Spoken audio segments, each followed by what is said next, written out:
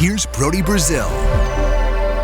So it's not very often, at least in Sharks history, that you start a brand new season with a completely fresh slate of goaltenders. I mean, there have been years where, two new guys come in, but a lot of times it's, all right, a new backup this year, or maybe the backup we already had, and now Martin Jones is our new frontman. But literally with Reimer and Hill, and I guess Reimer's been around before for that one small spurt in the Stanley Cup run, but what do you expect? What is to be expected from those two guys in particular?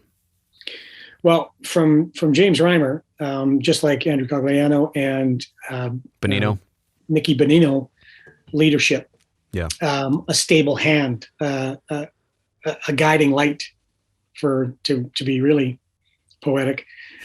When you talk about, when I've heard people talk about James Reimer, and I don't know James, and I listen to James second time, but all you hear is good things. Yeah, all you hear what kind of person he is. Not very often throughout the Sharks' existence, even in the early days, were the Sharks struggling with goaltending. They have in the last couple of years, and they needed to make a change. Martin Jones just forgot how to stop the puck. Devin Dubnyk did the same thing in Edmonton. Left Edmonton, bounced around, then he got settled. And he even said when he came back to Edmonton the first time, he said, you know what, I don't blame them for getting rid of me. I just forgot how to stop the puck. Jose Theodore back in the day in Montreal. I mean, they're just, sometimes you just lose your way. Yeah, lose your edge. Right. And so James brings that. I don't know much about Hill. Not a lot. Well, he's only started 40. I mean, that's the contrast here. Reimer's been around for a decade. Hill has, I think, 41 starts to his name. So that's kind of the balance here.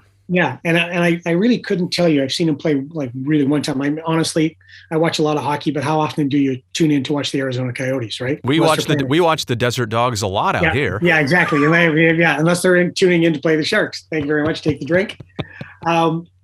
So when I don't know much about him, but he's a young guy who can learn from an older, experienced veteran. Right. The thing is with goaltending, I'm a firm believer in this. Just stop the ones you're supposed to stop. Right. And we talk about save percentage, and Martin Jones' save percentage and the Sharks' save percentage wasn't very high in the last, I think it was 3 seasons. It's been 30 or 31. When you look at that, that's a snapshot of your goalie, yes, but it's also the bigger picture. 100. I'm so glad you brought that up. It's I use the analogy. It's not like baseball where a pitcher has an earned run average. If a shortstop makes an error, that run doesn't count against my ERA. But in hockey, no matter how many 2-on-1s or 3-on-2s or 3-on-nones I'm seeing, or second and third and fifth chances, like point blank right out front, those all count the same as a goal that, oops, it went 5-hole and I kept it open. 100%. Yeah, and it's like the plus minus. It's plus minus in errors in baseball. That's the same comparison I make. If a shortstop makes a bad throw, the 9 guys, the other 8 guys in the field don't get an E beside their name, right? Right. That's a good point. But they certainly in hockey you do too. But with the Sharks and with any team, defending is more than just letting your goalie try to make that last save. Mm-hmm. It's a broader topic, obviously, and that's one of the areas. If the Sharks are going to make the playoffs, that's one of the areas they really have to be much better at is defending. And when we talk about defending, we don't talk about we mostly do. We focus on just playing in your zone. Defending starts as soon as you lose the puck. That's why they've done studies in the last number of years that the neutral zone is the most important zone. Why? Because I can squeeze guys out there. I can shrink the ice there. I can stand up. I can force a puck turnover. I can shorten the ice for me, and I can start my attack offensively. So you've got to – there's got to be some areas where the Sharks look at this game and say, okay, this is where we need to improve. The number one area they need to improve, in my opinion, from last year to this year is defending. As soon as you lose the puck, bang, we're back on trying to get it together. To me, it's a non-negotiable. Not to be the smart one here. I'm just an aggregator of what smart people say. I've always believed this, kind of like in baseball where, a scoring, and the same thing in hockey, scoring comes and goes even for the best teams. Offense by nature is, it fluctuates. You should not go in defensive slumps as a team, right? If you have a solid foundation, you play the same way. I mean, there are going to be games where you give up 6. Like, it's going to happen. Yeah. But generally speaking, know what to expect, play a certain system, be predictable, and those things will help you be a good defensive team. And you bring up those are great points. And those are things that when you say know what to expect. Yeah. I have to know what to expect if I'm out on the ice with Logan Couture or Brent Burns or Erik Karlsson or Tomas Hertl or whoever. I know what they're going to do. They know what I'm going to do. Right. I'm going to be predictable defensively because these are what coaches will call non-negotiables.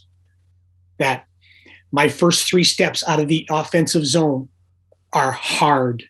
My first 3 steps are in, if I'm a forward, are in the dot lane, where the dots line up, in the dot lane. I'm coming back that way. If I'm a defenseman, my first inclination is to get in because I know my third man high. I got to get in to pinch, and I'm not going to give them the space to come out of the zone. Right. And I can do that because I know my third man is going to be there covering. Got your back. Yep. Right. And so there's those predictables, those, this is how we play.